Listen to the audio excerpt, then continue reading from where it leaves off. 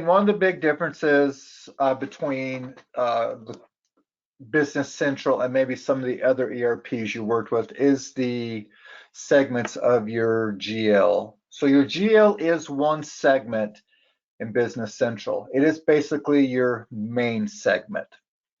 Now, the main segment is, just like you would before, you'd have your main 5 digits worth of numbers, those type of things, 6 digits if you want them. But the big difference is we, as in Business Central, uses a term called dimensions. So if anyone's familiar with like analytical accounting or, even some of your project accounting stuff, is a dimension is basically allowing you to take a subset of your data, and Alan should learn how to spell here, take a subset of your data and you narrow it down. So Business Central can have up to 8 different dimensions.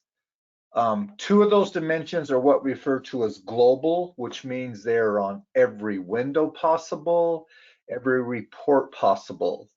The additional 6 can be added to reports, although you can only add a max of 4 at a time, which would be your 2 main global accounts and your other 2 dimensions.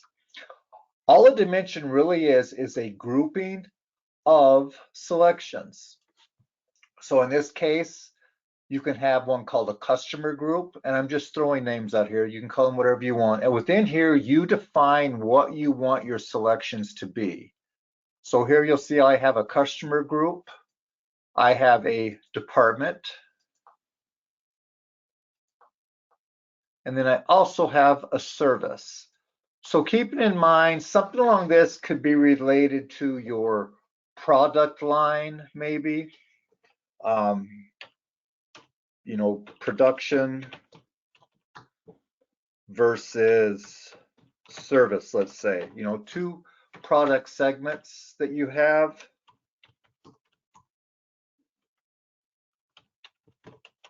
Things along those lines. Now, what happens is you can either default a dimension, and again, I'm having trouble spelling today, sorry. You can either default a dimension, meaning that you can make that dimension a required field. You can make that dimension a optional field. You can make it where it is, say, what we call the same segment, or you can make it where it is basically an optional, or excuse me, a none, or the same type code. What I mean by this is this. Code mandatory means that anytime I put this dimension on, whether it be an account, a customer, a vendor, an item, a service, any of those things, I can make it required that they make a selection. That would be code mandatory. Blank means it's optional. If you want to put it on, you can put it on. Same code means I actually set a value or a list of values in here, and those are the only ones that can be selected via an account. So let's say that you were looking at something like electricity or your utilities. I only might allow certain departments to code to that, or in this case, certain groups or different things along those lines. No code means nothing is needed. Now, how does this really look? So you'll see like here on the dimension, or the account 10100, I might on here, I've got customer group, but that's a bad one. Let's say that I have department. By putting department on here, department then means, sorry, let's add department. Department means that any time that I do a selection of this, I am telling it what I want to select. If I have a value blank in here and put code mandatory, what that means is it will come in blank on whatever transaction I'm on, and then it would allow me to select one. If I have one on here called small, as I do here, that means that this is what will default to it, but I can change it. If I don't want it changed, that is where I change it to what they call the same code. So again, you are able to control that. You control it at the account level or the master record, and then you also control it at each transaction. Now, some of the other key things about here are the searching abilities. So a lot of times, some of the complaints you have is, well, you've got too many clicks to get to something, whether I have to come up here and then click something, or whether I go to a different set of lists and click something. You can also just come up here and let's say I really am not sure what they call it, but I think it's got a count in it somewhere. By putting an account here, it will show me on the current page I'm on anything that has the word account in it that I might want to select. It will also show me that there are, in this case, 31 pages or 31 tasks out there that have the word account in them. Now, in Business Central, a list is basically that. A list is a list of things that you can select from. So in this case, I have a list of bank accounts. A task in Business Central means that is an action. So if I was to come down here and again show me this and go down and find tasks, this right here means I have physically am able to go in and actually create something. And then of course your reports are there. But you'll also notice down here that you have the availability to get documentation. So what does that really mean? It means that instead of having to go to a help menu or something along those lines, I can type one thing in here and then I have all these different selections that automatically say will take me out to a source. This right here basically is your new help. It could be considered your manual, a user guide to say, but it takes you out and it shows you everything that you're looking for. Now that's pretty nice in the fact that you don't have to know what everything means. You just have to know the different words and things like that. Each of these also, because you're doing it from a customer list, you have the ability to search. Now the search, you can make it so the search is, it begins with, it contains. You also are able to filter a list. So we quick and easily have a filter here.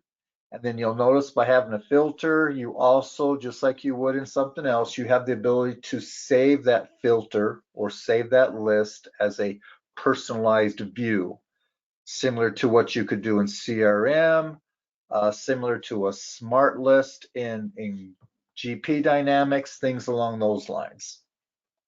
You'll see over here that your filter list has all the visible fields. That means what can it see here on the window, but it also shows you the available fields. So that's any field that is available that deals with the customer list that you're able to see. Some of the other things that is very nice about Business Central is these tabs. They've been called widgets, they're called windows, views, whatever words you want to put with them. There's probably 5 of them that I've found. Each of these is basically showing you, hey, you have one ongoing sales transaction for customer number 1000.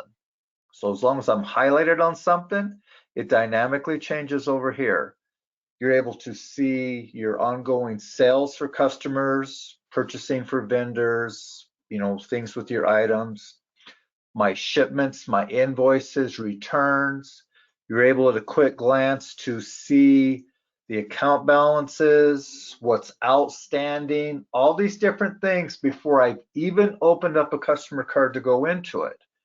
And what's also nice is I've got multiple ways to do this. So here's my outstanding invoices. One click, it changes it and it just shows me those. But as you see, I never leave the home page or my customer page. I get rid of it, I'm right back to where it is again. That might have been 3 or 4 clicks in one of the other ERPs that you've seen. Same type of thing here.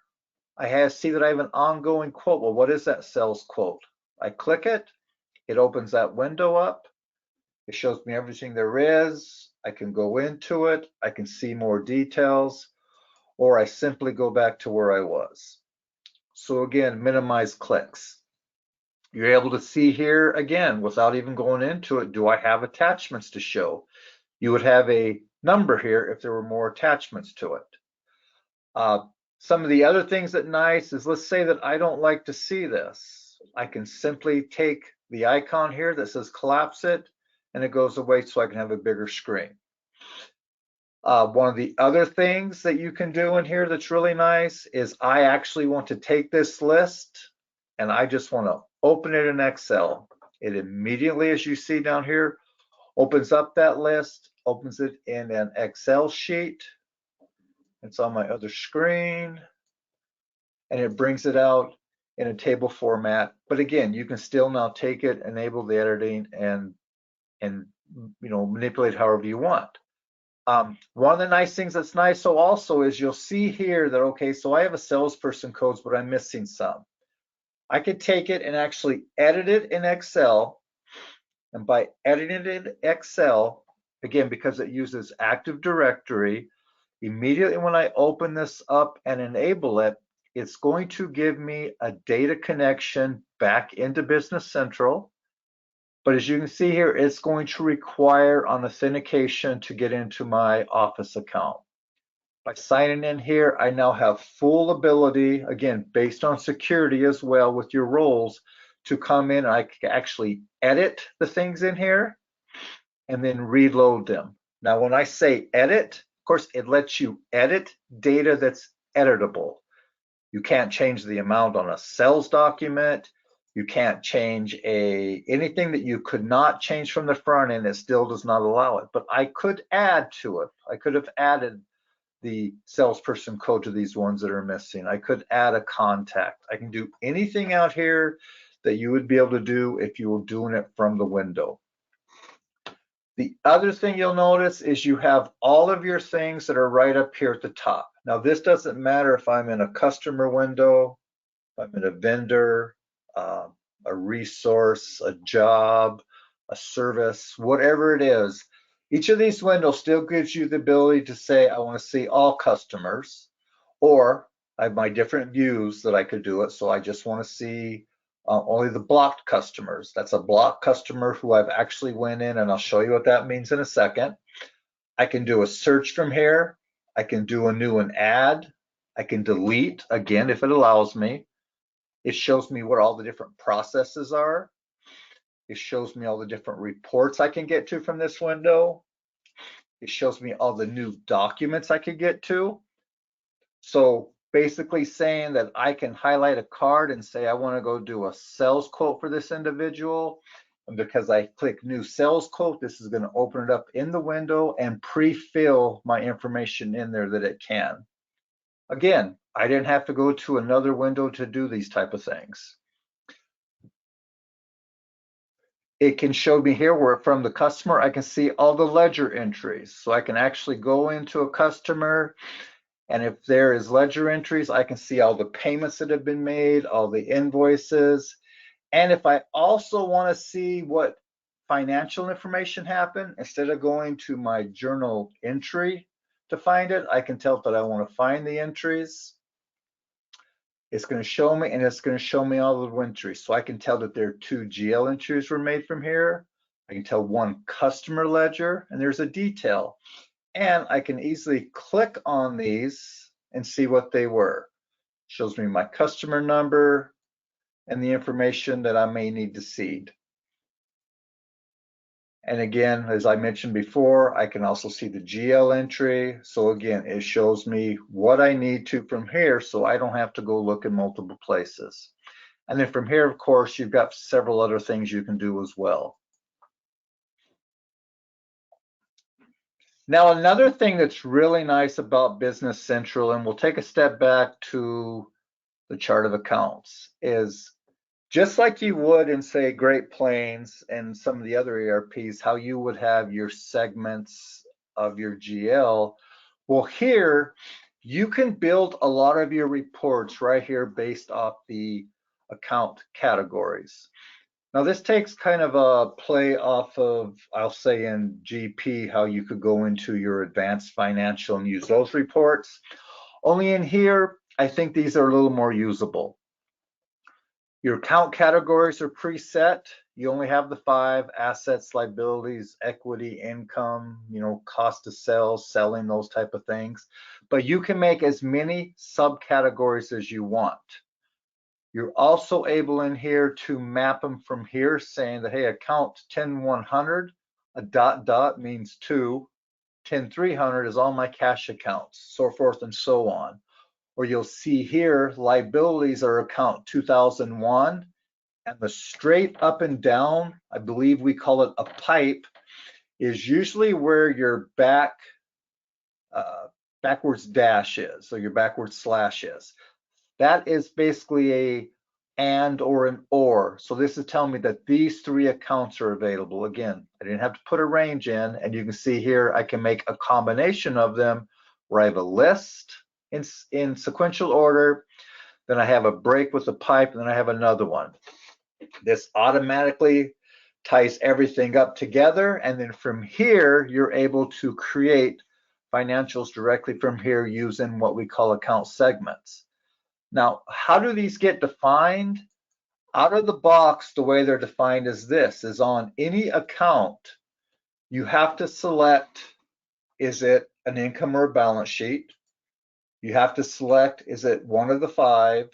But then from there, you're able to select the account subcategory, and it will only show you the categories that are available based on the account category here. So it has to be an asset to see in here. Now you might see more than you're looking for, but this is the first way it comes down.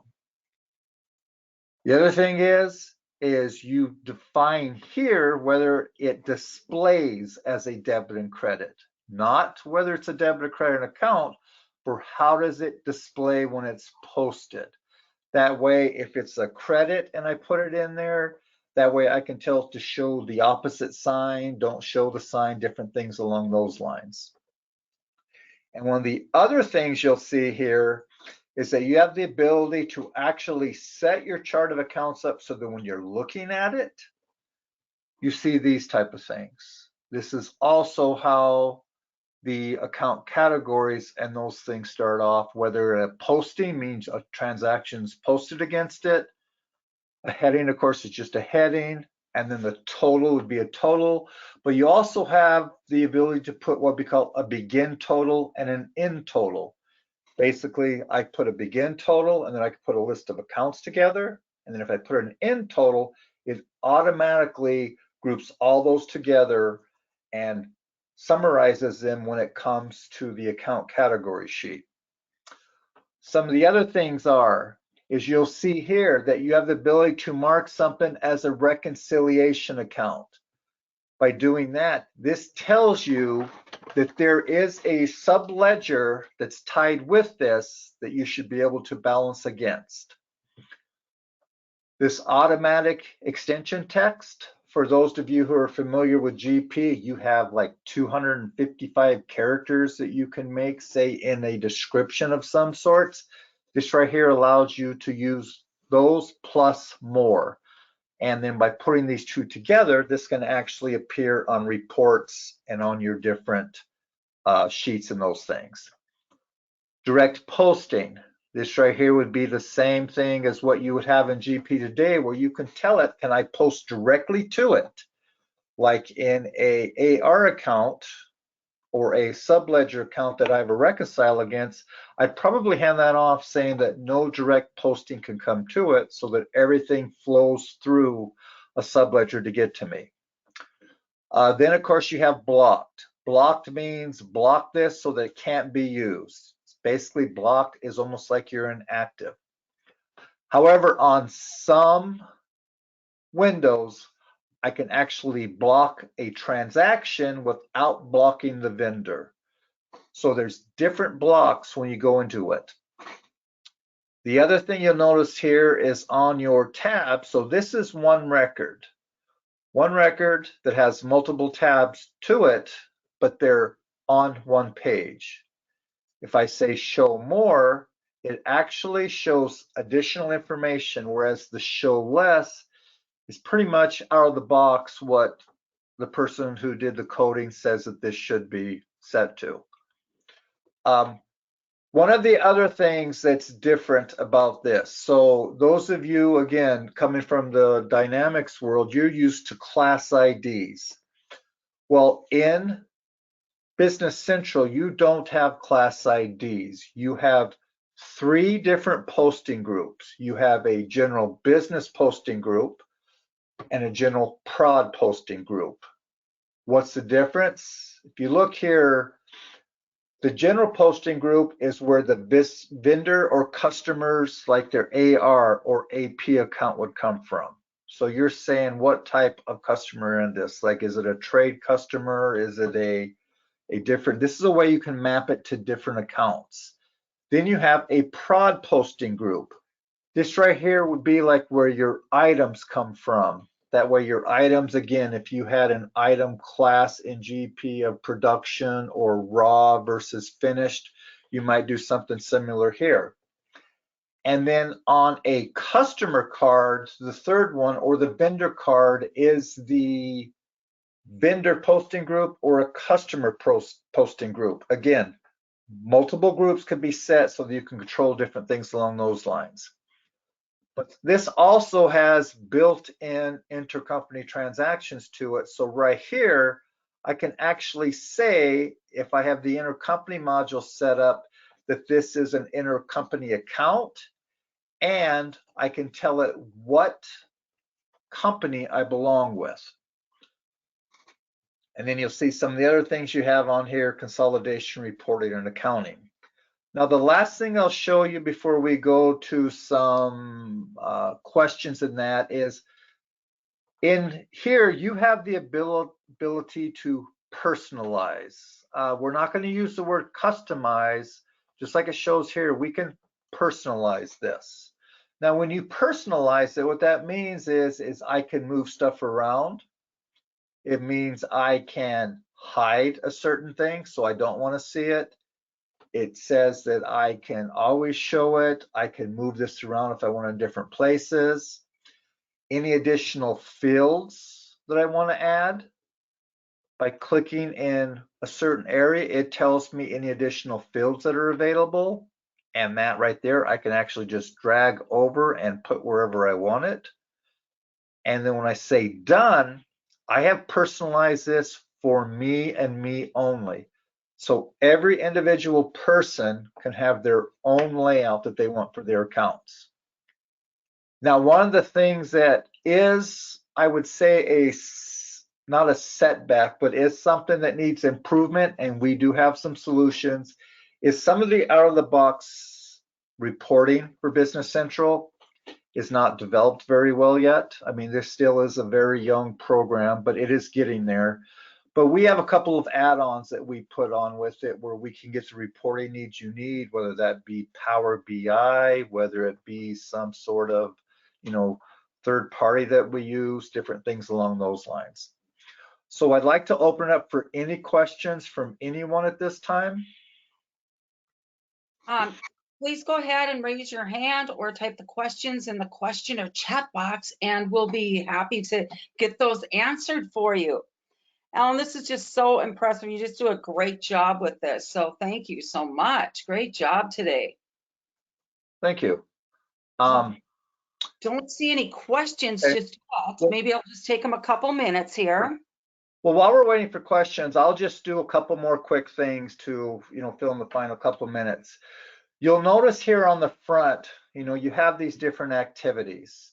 Well, these different activities are the same type of thing again. They're more of a visual clue. So again, whether it be from the front end or whether it be from the individual, you can quick and easily get to information that is actually driven by what we call the roles. So just like you would in your security, these roles come with certain permissions, certain access to accounts, different things like that. Any of these can be made, they can be tweaked, again, personalized, or new ones made. But all this right here drives on what you see down here. So of course, if I was a shipping and receiving person, I might see sales orders and those things, but then again, I might not see, some of the other things that I see in here. These activities are quick links to get to detail where, again, I say see more, and it takes me and it shows me what made up that $64,000 that it says is past due or overdue. I can have task in here, whether it's approvals. So there is approval processes in here. Again, invoices, new customers, new vendors, purchase orders, approving AP invoices, different things like that. If we're using any of this type of stuff, you also are able to see, timesheets, different things along those lines. And then you also can have built-in dashboards in here, built-in favorites based off of the insights. And again, there's several different things you can see in here. You can see you can quick and easily do them. And the other thing is you can also connect, if you like Power BI and use Power BI, you're able to connect your Power BI into this. So you can also display some of those, different things along those lines. So again, just keep in mind that while this is good, oh, and I do have one more thing, I apologize. This right here, I love this, and I'll show you why I love this, is under customers, let's say that I wanted to see my invoices. So here's the balance, this looks like it, and I say, oh, well, guess what? I want to kind of do this. So I can actually, by hitting that icon, put this in a new window. As you can see here now, drag it off to the side, but come back here and maybe go back to something different. So maybe I want to compare something in my chart of accounts to it. So I can now have two different things open at the same time so I can get to it. The other thing, going back to personalization before I get kicked off here, is if this has a arrow on it or a dark mark, that means it's bookmarked. So if I have something on my home page and I want to add it to here, all I have to do is, let's just say this is intercompany.